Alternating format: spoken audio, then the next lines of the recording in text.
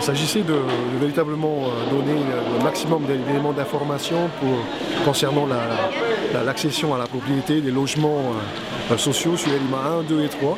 Et il était important de venir confronter nos explications avec finalement le ressenti et un certain passif vécu par la population de Elima sur cette question épineuse des logements sociaux. Ça fait quand même plus de 20-25 ans en moyenne.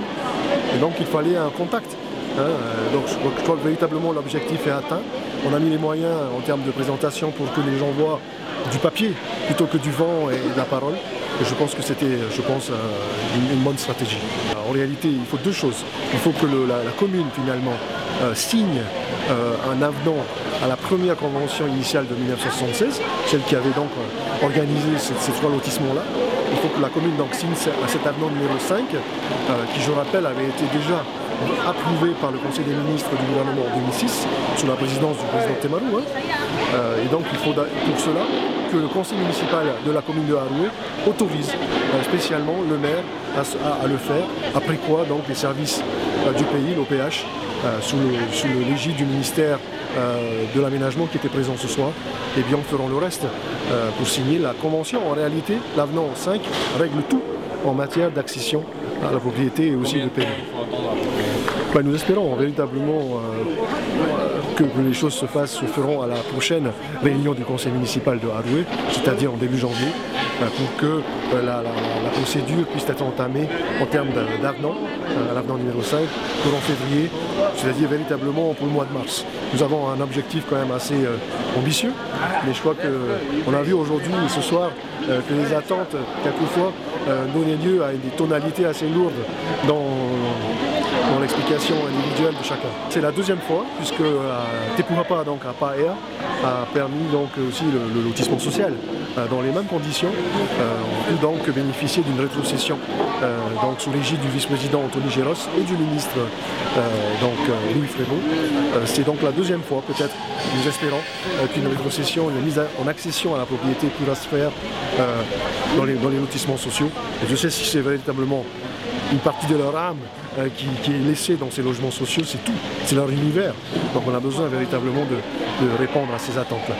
Je pense que véritablement on est dans une phase de résilience. Finalement, c'est quand même 30 ans de système clientéliste à l'époque. Et finalement, on s'aperçoit que la nouvelle génération a fait les frais de ce clientélisme, puisque donc les procédures n'ont pas été respectées comme il faut. Les critères ont été finalement contournés. Et aujourd'hui, il faut véritablement soulever des lièvres dans les services, notamment administratifs, je le précise, pour que ce type de phénomène se trouve. Politiquement, c'est vraiment une belle image, un beau symbole. Après Tepurapa et Elima, pourquoi pas. On va dire que ce dossier-là, comme celui de Tepurapa, est symptomatique d'un désamour qu'il y a eu entre les ministères et leurs services, avec une forme de résistance des services administratifs qui faisait un petit peu à la sourde oreille par rapport aux instructions ministérielles. Aujourd'hui, les ministères commencent à rentrer un petit peu dans le vif du sujet, dans le concret, et on s'aperçoit que les services qui étaient habitués à moins d'instructions ont du mal à suivre le rythme. Mais voilà, c'est quelque chose qui tourne un petit peu, la roue est en train de tourner. C'est jamais trop tard, on s'aperçoit que la plupart des personnes sont encore présentes. Les premiers signataires demandent qu'à ça, qu'à être propriétaire. Et ça, évidemment, on n'est jamais dû arriver à ces extrémités-là. Mais bon, il y a toujours un temps pour tout. Et on verra bien devant le conseil municipal si ce temps est arrivé.